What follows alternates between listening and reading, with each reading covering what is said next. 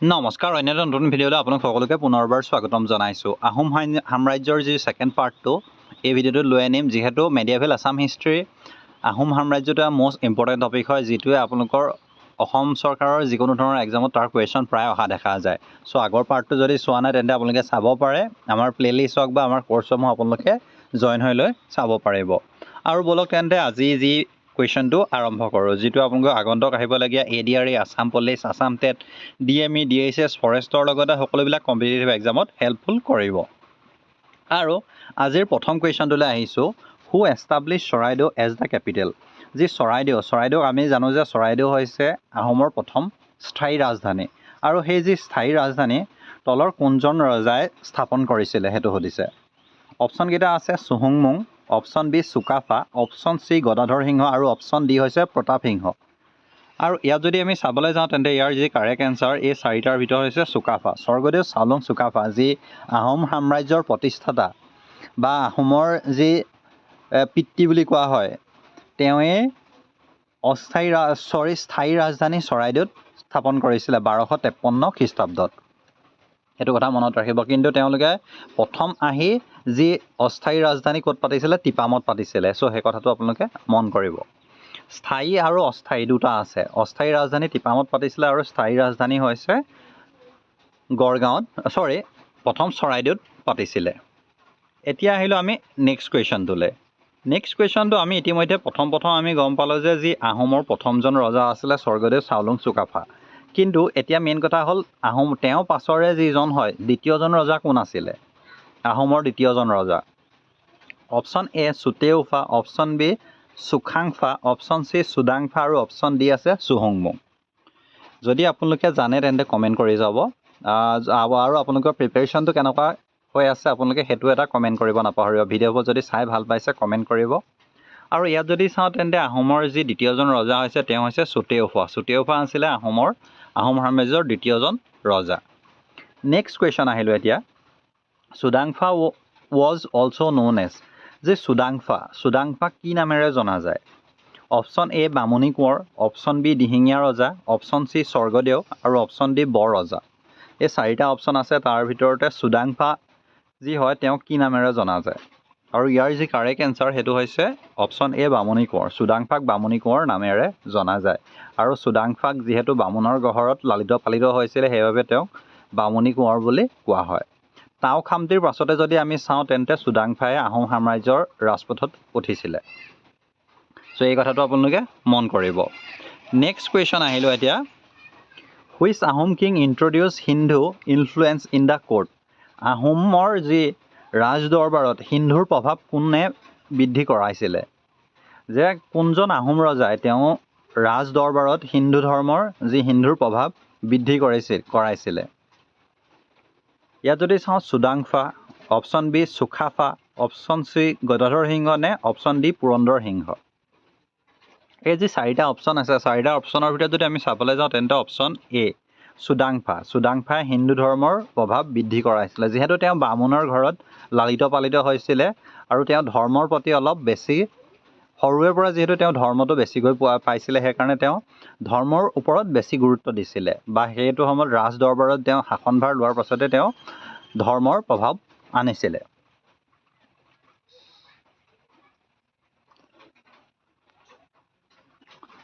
এতিয়া আহিছোঁ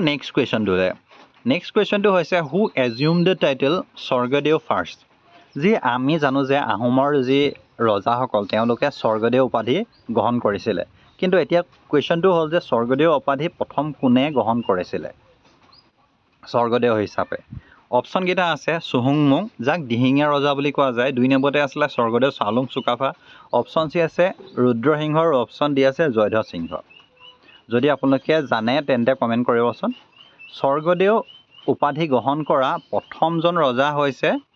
চুহুংমুঙে প্ৰথম স্বৰ্গদেউ উপাধি গ্ৰহণ কৰিছিলে বা তেওঁৰ পৰাই স্বৰ্গদেউ উপাধিটো আৰম্ভ হৈছিলে নেক্সট কুৱেশ্যন আহিলোঁ যি স্বৰ্গদেউ উপাধি লাভ কৰা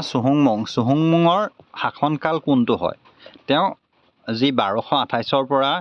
1826 চনৰ ভিতৰত যি আহোম সাম্ৰাজ্য আছিলে প্ৰায় 600 বছৰ তাৰ ভিতৰতে তেওঁ যি চুহুংমুঙৰ শাসনকালটো কোনটো হয় সেইটো সুধিছে চ' আপোনালোকে যদি চায় তেন্তে আহোম হিষ্ট্ৰী যি আহোম সাম্ৰাজ্যৰ যি 40জন ৰজাই প্ৰত্যেকৰে আপোনালোকে মেইনলি আপোনালোকে তেওঁলোকৰ যি শাসনকালটো মনত ৰাখিবলৈ চেষ্টা কৰিব। মেইনলি চাওলুং চুকাফা, চুডাংফা, চুহুংমুং, চুকলেংমুং, জয়ধ্বজ সিংহ, গদাধৰ সিংহ, ৰাজেশ্বৰ সিংহ, কমলেশ্বৰ সিংহ, তেওঁলোকৰ মেইনলি আপোনালোকে যি শাসনকালসমূহ পৰাপক্ষত মনত ৰাখিব নাপাহৰিব। আৰু প্ৰমত্ত সিংহ, ৰাজেশ্বৰ সিংহ, তেওঁলোকে বা ৰুদ্ৰ সিংহ, তেওঁলোকে যি আহোম হিষ্ট্ৰী বা আছাম হিষ্ট্ৰীত একচুৱেলি ইম্পৰ্টেণ্ট ৰোল প্লে' কৰি আছে। চ' এই কথাটো আপোনালোকে যিমান পাৰে সোনকালে বুজি পালে আপোনালোকৰ নিজৰ কাৰণে ভাল হ'ব। এতিয়া যি অপশ্যনকেইটা আছে তাৰ ভিতৰত যদি চায় তেন্তে অপশ্যন এ 1497 পৰা 1539, অপশ্যন বি 1228 পৰা 1268। চ' অপশ্যন বিটোতো নহয়, আমি জানো যে অপশ্যন বি আহোমৰ প্ৰথম শাসনকাল আৰু প্ৰথম যি শাসনকাল আছিলে আৰু যি স্বৰ্গদেউ চাওলুং চুকাফাৰ যি শাসনকাল আছিলে 1228 পৰা 1268লৈকে। আৰু অপশ্যন চি হৈছে 1648 to 1663 আৰু অপশ্যন ডি হৈছে 1681 to 1693। এই চাৰিটা আছে। আৰু এই চাৰিটাৰ ভিতৰত যদি আমি চাওঁ তেন্তে স্বৰ্গদেউ চুহুংমুঙৰ যি শাসনকাল যদি চাওঁ তেওঁৰ আছিলে 1497 to 1539। এটা লং পিৰিয়ডৰ কাৰণে তেওঁ শাসন কৰিছিলে। যদি আপোনালোকে চায় অলমষ্ট প্ৰায় 42 বছৰমান তেওঁ শাসন কৰিছিলে। চ' এইটো কথা মনত ৰাখিব চুহুংমুঙৰ শাসনকালটোৰ কথা। নেক্সট কুৱেশ্যন আহিলে, হুইচ কিং ৱাজ এনেক্সড বাই চুহুংমুং? চুহুংমুঙে কোন ৰাজ্য জয় কৰিছিলে সেইটো সুধিছে। তলৰ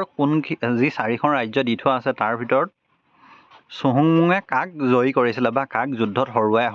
হৰুৱাইছিলে সেইটো সুধিছে। Chutia kingdom, option B Koch kingdom,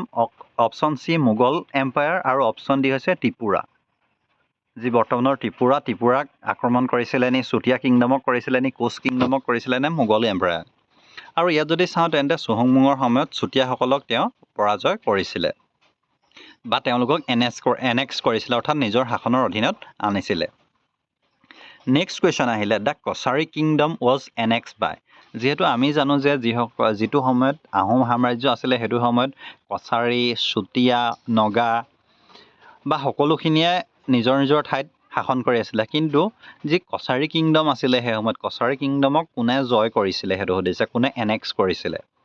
option A আছে চুহুংমুং, অপশ্যন বি আছে চুকাফা, অপশ্যন চি ৰুদ্ৰসিংহ আৰু অপশ্যন ডি আছে পুৰন্দৰ সিংহ। এই যি 4জনৰ ভিতৰত কোনে কছাৰী ৰাজ্য জয় কৰিছিলে সেইটো সুধিছে। আৰু ইয়াত যদি চাওঁ তেন্তে অপশ্যন এ চুহুংমুং। চ' আপোনালোকে নেক্সট যদি পাছত পঢ়ে তেন্তে গম পাব। আমাৰ পাছৰ পাৰ্টখিনিত লৈ আনিম কছাৰীসকলৰ ৰজা কোন আছিলে, কছাৰী কিংডমৰ ওপৰত লৈ আনিম তেওঁলোকৰ প্ৰতাপী ৰজা কোন আছিলে, প্ৰথম ৰজা কোন আছিলে, শেষৰ ৰজা কোন আছিলে, কছাৰীসকলৰ ৰাজধানী কি আছিলে।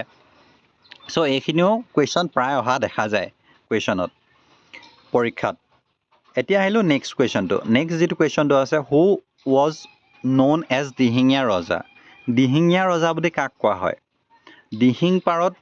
দিহিংপাৰৰ যি বকতা বা নেমুগুৰি অঞ্চল বৰ্তমান সময়ত বকতাত যি ৰাজধানী পাতিছিলে সেইকাৰণে তেওঁক দিহিঙীয়া ৰজা বুলি কোৱা হৈছিলে, যিজন ৰজা হয়। আৰু তেওঁ দিহিঙীয়া ৰজা বুলি কাক কোৱা হয় সেইটো সুধিছে। চুহুংমুং, গদাধৰ সিংহ, চুকাফা নে প্ৰতাপ সিংহ? 4টা অপশ্যন আছে। আৰু এই যি 4টা অপশ্যনৰ ভিতৰত যদি আমি চাবলৈ যাওঁ তেন্তে চুহুংমুঙকে দিহিঙীয়া ৰজা নামেৰে নামাকৰণ কৰা হৈছিলে বা দিহিংপাৰত তেওঁ ৰাজধানী পাতিছিলে কাৰণে তেওঁ দিহিঙীয়া ৰজা বুলি কোৱা হৈছে। দিহিঙৰ যি স্বৰ্গোৱাত তেওঁ ৰাজধানী পাতিছিলে। নেক্সট কুৱেশ্যন আহিলে, who introduce the Paik system in reorganise form? ইয়াত আপোনালোকে এটা মন কৰিব, কুৱেশ্যনটো কেনেকৈ কৈছে, পাইক ব্যৱস্থাত সুশৃংখলভাৱে কোনে গঢ়ি তুলিছিলে সুধিছে। পাইক প্ৰথা, আহোমৰ যি সময়ত যি কৰ কাটলৰ কাৰণে পাইক ছিষ্টেম আছিলে। চ' পাইক ছিষ্টেমটো সেই সময়ত কোনে সুশৃংখলভাৱে গঢ়ি তুলিছিলে সেইটো সুধিছে। Option A Momai Tamuli Borbarua, option B Lachit Borphukan, option C Atan Burhagohain আৰু অপশ্যন ডি পূৰ্ণানন্দ বুঢ়াগোহাঁই। আৰু ইয়াত যদি আমি চাবলৈ যাওঁ তেন্তে ইয়াৰ যি কাৰেক্ট এনচাৰ সেইটো হৈছে অপশ্যন এ মোমাই তামুলী বৰবৰুৱা। ইয়াত যদি চাওঁ তেন্তে পাইক ছিষ্টেমটো প্ৰতাপ সিংহই আনিছিলে, কিন্তু সেইটো তাক সুশৃংখলভাৱে গঢ়ি তুলিবলৈ কাক দায়িত্ব দিছিলে সেয়া হৈছে মোমাই তামুলী বৰবৰুৱা। আৰু মোমাই তামুলী বৰবৰুৱা কোনো নহয়, তেওঁ হৈছে যি বিখ্যাত লাচিত বৰফুকনৰ দেউতাক হয়। চ' এইটো কথা আপোনালোকে মনত ৰাখিব। নেক্সট কুৱেশ্যন আহিছোঁ আমি, which under which king did Momai Tamuli Borbarua serve মোমাই তামুলী বৰবৰুৱাই কোন ৰজাৰ সময়ত সেৱা আগবঢ়াইছিল এতিয়া ইতিমধ্যে মই আগৰ কুৱেশ্যনটোত ডিছকাছ কৰি আহিছোঁ যে যি পাইক ছিষ্টেম সুশৃংখলভাৱে চলাই নিছিলে মোমাই তামুলী বৰবৰুৱা বা মোমাই তামুলী বৰবৰুৱাক দায়িত্ব দিয়া হৈছিলে যে আপুনি পাইক ছিষ্টেমটো আপুনি প্ৰজাসকলৰ মাজত এই পাইক ছিষ্টেমটো আপুনি দিয়ক তাৰ পৰা আপোনালোকে কৰ কাটলসমূহ কেনেকৈ কালেক্ট কৰিব লাগে সেই ছিষ্টেমটোত কৰক কিন্তু এতিয়া মেইন কথা হ'ল মোমাই তামুলী বৰবৰুৱাই যে সেৱা আগবঢ়াইছিলে তেওঁ কোনজন কিং বা আহোমৰ কোনজন ৰজাৰ শাসনকালত আগবঢ়াইছিলে সেইটো সুধিছে option A Pratap Singha option B Sukaphaa option C Rudra Singha আৰু অপশ্যন ডি পুৰন্দৰ সিংহ আৰু ইয়াত যদি চাওঁ তেন্তে অপশ্যন এ প্ৰতাপসিংহ ইতিমধ্যে মই কৈছিলোঁ যে প্ৰতাপসিংহৰ সময়তে পাইক ছিষ্টেমটো আনিছিলে আৰু আপোনালোকে আৰু কিছুমান কুৱেশ্যন চাব লাগে ধৰি লওক বৰ্তমানৰ যি আপুনি টাইটেলখিনি দেখিছে হাজৰিকা বৰা সেইখিনি ৰাজখোৱা চ' সেই কথাখিনি আপোনালোকে মন কৰিব 1000জনৰ ওপৰত আছিলে হাজৰিকা 100জনৰ ওপৰত আছিলে শইকীয়া সেইখিনি কুৱেশ্যন আপোনালোকে মনত ৰাখিব লাগিব বা সেইখিনি যিখিনি নোট হয় সৰু কুৱেশ্যন হয় কিন্তু পটককৈ তাৰো আহি যোৱা চান্স থাকে এতিয়া আহিলোঁ আমি নেক্সট কুৱেশ্যন হৈছে প্ৰতাপসিংহৰ ৰুল ডিউৰিং প্ৰতাপসিংহৰ কথা ইতিমধ্যে আমি উল্লেখ কৰি আহিছোঁ যে প্ৰতাপসিংহৰ তেওঁ কি হয় পাইক ছিষ্টেম আনিছিলে তেওঁ সময়ত মোমাই তামুলী বৰবৰুৱা আছিলে এতিয়া মেইন কথা হ'ল প্ৰতাপসিংহই যি শাসন কৰিছিলে তেওঁ শাসনকালটো কোনটো আছিলে সেইটো সুধিছে অপশ্যন কেইটা আছে 1603 to 1641 option B 1497 to 1539 option C 1681 to 1696 আৰু অপশ্যন ডি হৈছে 1228 to 1268 চ' ইয়াত আপোনালোকে প্ৰথম যদি আগৰ ভিডিঅ'কেইটাত মনোযোগ দিছে তেন্তে গম পাব যে অপশ্যন যিটো ডি হয় সেইটো চুকাফাৰ শাসনকাল হয় আৰু অপশ্যন যিটো বিটো হয় 1497 to 1539 সেইটো হৈছে চুহুংমুঙৰ শাসনকাল চ' অপশ্যন বি আৰু ডি আমি সেই দুটা অলৰেডি মনত ৰাখিলে চ' আমাৰ ওচৰত অপশ্যন এ আৰু চিটো হ'ব লাগে চ' ইয়াত যদি আমি চাওঁ তেন্তে অপশ্যন এটোৱে ইয়াৰ কাৰেক্ট এনচাৰ যি স্বৰ্গদেউ প্ৰতাপসিংহৰ যি শাসনকাল আছিলে 1603 to 1641 যি সময়ছোৱাত তেওঁ প্ৰতাপসিংহই শাসন কৰিছিলে এতিয়া আহিলোঁ আমি নেক্সট কুৱেশ্যনটো the first Mughal invasion took place during the reign of যি মোগলে অসমক কিমানবাৰ আক্ৰমণ কৰিছিলে বুলি ক'লে কয় 17বাৰ আক্ৰমণ কৰিছিলে চ' আহোম যি মোগলসকলে প্ৰথমবাৰ যেতিয়া আক্ৰমণ কৰিছিলে সেই সময়ত আহোমৰ ৰজা কোন আছিলে সেইটো সুধিছে option A Pratap Singha option B Sukaphaa option D Gadadhar Singha আৰু অপশ্যন ডি হৈছে ৰুদ্ৰসিংহ আৰু ইয়াত যদি আমি চাবলৈ যাওঁ তেন্তে মোগলসকলে যেতিয়া অসম আক্ৰমণ কৰিছিলে সেই সময়ত আহোমৰ ৰজা আছিলে প্ৰতাপসিংহ একচুৱেলি প্ৰথম পৰ্যায়ত যেতিয়া প্ৰথম আক্ৰমণ কৰিছে সেই সময়ত আছিলে প্ৰতাপসিংহ যি আহোমৰ ৰুলটোত নেক্সট কুৱেশ্যন আহিছে the battle of Saraighat was fought in শৰাইঘাটৰ যুদ্ধ কোন চনত হৈছিলে সেইটো সুধিছে শৰাইঘাট যি বিখ্যাত শৰাইঘাটৰ যুদ্ধ আমি শৰাইঘাটৰ কথা পঢ়িয়ে থাকোঁ একচুৱেলি কি হয় আমি প্ৰথম দ্বিতীয় শ্ৰেণীৰ পৰা যেতিয়া পঢ়িছোঁ তেতিয়াৰ পৰাই আমি শৰাইঘাটৰ কথা শুনি আছোঁ যে শৰাইঘাটৰ যুদ্ধ লাচিত বৰফুকন মোমাই দেশতকৈ মোমাই ডাঙৰ নহয় তৰোৱালেৰে ডিঙি কাটিছিলে চ' সেইখিনি কথা শুনি থাকক কিন্তু এতিয়া মেইন কথা হ'ল ইয়াত শৰাইঘাটৰ যুদ্ধ কেতিয়া হৈছে এইটো যদি আপোনালোকে চাই তেন্তে শৰাইঘাটৰ যুদ্ধ ইজি কুৱেশ্যন হয় কিন্তু এইটো আছাম পুলিচ SI লেভেলৰ এক্সামতো এই কুৱেশ্যনটো অহা দেখা গৈছে আৰু ইয়াত যদি চাওঁ তেন্তে যি বেটেল অফ শৰাইঘাট কেতিয়া হৈছিলে 1671 চনত হৈছিলে চ' এইটো কথা মনত ৰাখিব আহোম আৰু মোগলৰ মাজত হৈছিলে শৰাইঘাটৰ যুদ্ধ আৰু সেই সময়ত আহোমৰ যি দায়িত্ব কোনে লৈছিলে লাচিত বৰফুকনে লৈছিলে নেক্সট কুৱেশ্যন আহিলে the Ahom commander in the battle of Saraighat was শৰাইঘাটৰ যুদ্ধৰ সময়ত আহোম সেনাপতি কোন আছিলে option A Lachit Borphukan option B Momai Tamuli Borbarua option C Sukaphaa আৰু অপশ্যন ডি পূৰ্ণানন্দ বুঢ়াগোহাঁই এই চাৰিটা অপশ্যন আছে আহোম কামাণ্ডাৰ কোন আছিলে যি বেটেল অফ শৰাইঘাট 1671 হৈছিলে আহোমে জয়লাভ কৰিছিলে সেই সময়ত সেনাপতি কোন আছিলে সেইটো সুধিছে ইতিমধ্যে মই আগৰ কুৱেশ্যনটোত এইটো টপিক ডিছকাছ কৰিলোৱে আৰু তেওঁ কোনো নহয় one and only Lachit Borphukan আৰু লাচিত বৰফুকন বুলি ক'লে লাচিত বৰফুকনৰ কথা প্ৰায় কুৱেশ্যনত আহে লাচিত বৰফুকনৰ যি বৰ্তমান লাচিত মৈদাম ক'ত আছে সেইটো সোধে আপোনালোকে যদি চাই তেন্তে যোৰহাটত আছে যোৰহাটত যিমান লাচিত বৰফুকনৰ প্ৰতিমূৰ্তিও নিৰ্মাণ কৰাইছে চ' এইখিনি কুৱেশ্যন প্ৰায় আহে এতিয়া নেক্সট কুৱেশ্যনটো আহিলে the Mughal commander in the battle of Saraighat শৰাইঘাটৰ যুদ্ধত মোগল সেনাপতি কোন আছিলে ইতিমধ্যে আমি গম পালোঁ যে যি শৰাইঘাটৰ যুদ্ধ মোমাই তামুলী বৰবৰুৱাৰ যি শাসনকালত লাচিত বৰফুকনৰ যি শাসনকালত বা তেওঁ যেতিয়া সেনাপতি হৈছিলে তেতিয়া শৰাইঘাটৰ যুদ্ধ হৈছিলে কিন্তু তেওঁ যিদৰে আহোমৰ সেনাপতি হৈছিলে সেইদৰে মোগলৰো এজন সেনাপতি আছিলে আৰু সেই মোগলৰ সেনাপতি কোন আছিলে সেইটো সুধিছে Ram Singha 1 option B Akbar option C Aurangzeb আৰু অপশ্যন ডি মীৰ জুমলা যিহেতু মোগলসকলে তেওঁ কি হয় প্ৰথম এজন সেনাপতি পাতিক তেওঁক যুদ্ধৰ ক্ষেত্ৰত পঠিয়ায় যিদৰে আহোমৰ হৈ লাচিত বৰফুকনে যুদ্ধ কৰিছিলে সেইদৰে শৰাইঘাটৰ যুদ্ধত যদি আমি চাওঁ তেন্তে মোগলৰ হৈ কোন আছিলে ৰামসিংহ 1 আছিলে শৰাইঘাটৰ যুদ্ধত মোগলসকলৰ কামাণ্ডাৰ আছিলে নেক্সট কুৱেশ্যন আহিলে মীৰ জুমলা ইনভেডেড আছাম ইন মীৰ জুমলাই অসম কেতিয়া আক্ৰমণ কৰিছিলে মীৰ জুমলা কথাটো শুনিছে চ' মীৰ জুমলাই অসম কেতিয়া আক্ৰমণ কৰিছিলে সেইটো সুধিছে অপশ্যনকেইটা আছে 1662 1671 1682 আৰু 1700 আৰু ইয়াত যদি চাওঁ তেন্তে ইয়াৰ যিটো কাৰেক্ট এনচাৰ সেইটো হ'ব অপশ্যন এ 1662ত মীৰ জুমলাই অসম আক্ৰমণ কৰিছিলে এতিয়া নেক্সট কুৱেশ্যন আহিলে who was the Ahom king during Mir Jumla invasion Mir জুমলাই যেতিয়া অসম আক্ৰমণ কৰিছিলে 1662 চনত সেই সময়ত আহোমৰ ৰজা কোন আছিল সেইটো সুধিছে অপশ্যনকেইটা আছে Jayadhwaj Singha option B Sukaphaa option C Rudra Singha আৰু অপশ্যন ডি প্ৰতাপ সিংহ আৰু আপোনালোকে এনেকুৱা ধৰণৰ কুৱেশ্যনখিনি যদি কৰিব বিচাৰে তেন্তে আহোমৰ আপুনি ক্ৰনলজি ৱাইজ আপোনালোকে চাব লাগিব মই আগৰ পাৰ্ট 1টোত আপুনি চাব পাৰ্ট 1টোত মই আহোমৰ যি 40জন ৰজাৰ বিষয়ে মই প্ৰথমৰ পৰা একেবাৰে শেষলৈকে কৈ থৈছোঁ যদি আপোনালোকে লাগে মই আপোনালোকক পুনৰ তাৰ বিষয়ে জনাই দিম আহোমৰ কমপ্লিট প্ৰত্যেকজন ৰজাৰ বিষয়ে জনাই দিম এটা পাৰ্ট লৈ আনি লাগিলে মই জনাই দিম কিন্তু ইয়াত আপোনালোকে যদি তেওঁলোকৰ প্ৰত্যেকজনৰ ক্ৰনলজি ৱাইজ চাই ইজনৰ পাছত কোন হৈছে তেন্তে আপোনালোকে সেই যিটো চনটো 1662 চনটো দেখিলেই গম পাব যে এইটো সময়ত কোনে শাসন কৰি আছিলে আৰু ইয়াত যদি চাওঁ তেন্তে যেতিয়া মীৰ জুমলাই 1662ত আহোম ৰাজ্য আক্ৰমণ কৰিছিলে সেই সময়ত আহোমৰ ৰজা আছিলে জয়ধ্বজ সিংহ আছিলে চ' এইটো কথা মন কৰিব নেক্সট আহিলে আপোনাৰ দ্য টিটি অফ ঘিলাধাৰী ঘাট ৱাজ চাইন ইন আহোমৰ যেতিয়া শাসন কৰিছিলে সেই সময়ত বহুতখিনি চুক্তি আহিছিলে ঘিলাধাৰী ঘাটৰ সন্ধি তাৰপৰা কি হয় যি শৰাইঘাটৰ যুদ্ধ হৈছিলে তাৰপিছত লতাকটা ৰণ হৈছিলে ইটাখুলিৰ ৰণ হৈছিলে ইয়াক আৰু একেবাৰে শেষত হৈছিলে ইয়াণ্ডাবু সন্ধি চ' ইয়াত যদি চাওঁ তেন্তে যি টিটি অফ ঘিলাধাৰী ঘাট কোন চনত সংঘটিত হৈছিল বা কোন চনত হৈছিলে সেইটো সুধিছে অপশ্যনকেইটা আছে 1663 1671 1682 আৰু 1706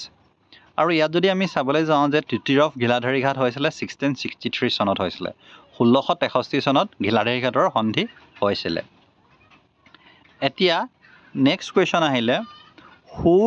recovered Guwahati from the Mughal in 1667 1667 চনত গুৱাহাটী কোনে পুনৰুদ্ধাৰ কৰিছিলে চ' এইটো কথা হৈছে মোগলৰ পৰা 1667 চনত গুৱাহাটী কোনে পুনৰুদ্ধাৰ কৰিছিলে লাচিত বৰফুকন চুকাফা গদাধৰ সিংহ নে ৰুদ্ৰসিংহ আৰু ইয়াত যদি চাওঁ তেন্তে ইয়াৰ যি কাৰেক্ট এনচাৰ সেইটো হৈছে অপশ্যন এ লাচিত বৰফুকনে ৰিকভাৰ কৰিছিলে এতিয়া আহিলোঁ নেক্সট কুৱেশ্যনটোলৈ নেক্সট কুৱেশ্যন আহিলে গদাধৰ সিংহ বিকেম কিং ইন গদাধৰ সিংহ কোন চনত ৰজা হৈছিলে অপশ্যনকেইটা আছে 1681 অপশ্যন বি 1663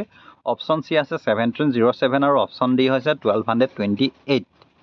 চ' প্ৰথম আপুনি ডিটো কাটিয়ে দিয়ক 1228 সেইটো সময়ত গদাধৰ সিংহ ৰজা নাছিলে যিহেতু আহোম সাম্ৰাজ্য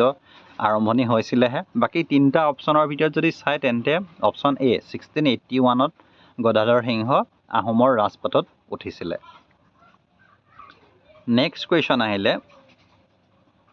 হু founded Rangpur as the Ahom capital আহোমৰ যি ৰাজধানী প্ৰত্যেকজন ৰজাৰ সময়ত আহোমৰ ৰাজধানী বেলেগ ঠাইত পাতিছিলে ধৰি লওক প্ৰথম চৰাইদেউত পাতিলে চৰাইদেউৰ পাছত যদি আপোনালোকে চাই আকৌ কিছু সময়ৰ কাৰণে গড়গাঁৱত পাতিছিলে তাৰপাছত ৰংপুৰত পাতিছিলে আৰু শেষত যোৰহাটতো পাতিছিলে এতিয়া মেইন কথা হ'ল যি ৰংপুৰক ৰাজধানী হিচাপে কোনে গঢ়ি তুলিছিলে সেইটো সুধিছে option A Rudra Singha option B Sukaphaa option D Pratap Singha আৰু অপশ্যন ডি হৈছে পুৰন্দৰ সিংহ